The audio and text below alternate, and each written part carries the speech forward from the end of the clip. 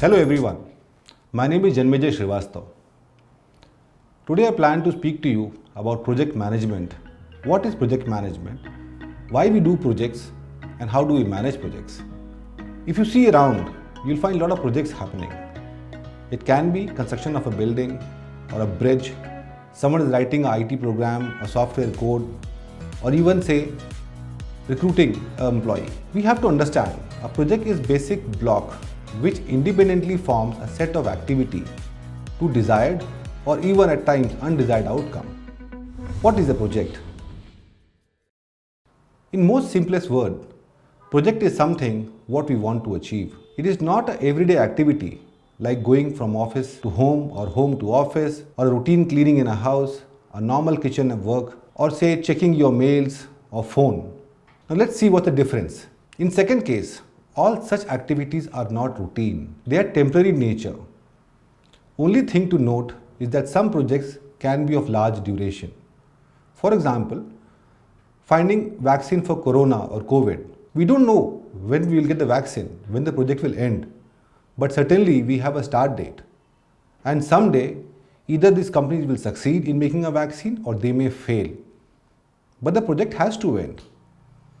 These projects are planned to start on a specific day, and as I said, someday they end. And this outcome of the project, it will lead to some change in the process. For example, if we run a campaign, a marketing campaign where we want to obtain customer feedback about a new product which we plan to launch. On basis of the feedback, we will do some iteration with the product, some changes in the product and relaunch it. So the day we have a customer feedback and we do our changes, our project gets completed. Another important part, that project is unique in nature. As mentioned, it is not a routine activity. Since every project is unique, it comes with a risk or uncertainty. Anything can go wrong when we are doing a project. Let's understand definition of a project. One of the renowned bodies, PMI, they gave a very simple and beautiful definition. A project is a temporary endeavor undertaken to create a unique product, service or result. Temporary. What do we mean by this? It's a one-time, non-repetitive endeavor. We create a team for a project with a purpose. For example, say I want to construct a bridge. So I create a team, I go to a site or a location, I construct the bridge. The day my bridge is constructed and handed over, my project gets completed. Imagine if I have to make a bridge again, that will be a separate project because factors will change, though my end product, the bridge remains same. Second important part, as I said, a project has to have a start and an end date. This is very important part. Projects are managed by project managers. It's the application of his knowledge, his experience, the techniques. This is what a project manager uses to achieve the desired outcome. And this complete process is what we call as project management. Project management is deciding what is to be done, how it is to be done till we complete the project. It's a very simple but vast subject. What I plan to do is cover small aspects in series of episodes and talk to you. Next point is, why do we do a project?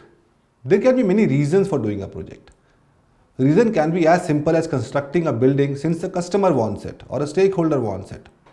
So we construct it. Or it can also be for testing a new plan or testing a new process, seeing whether our plan is efficient or not. How should we do a project? It's a very logical process.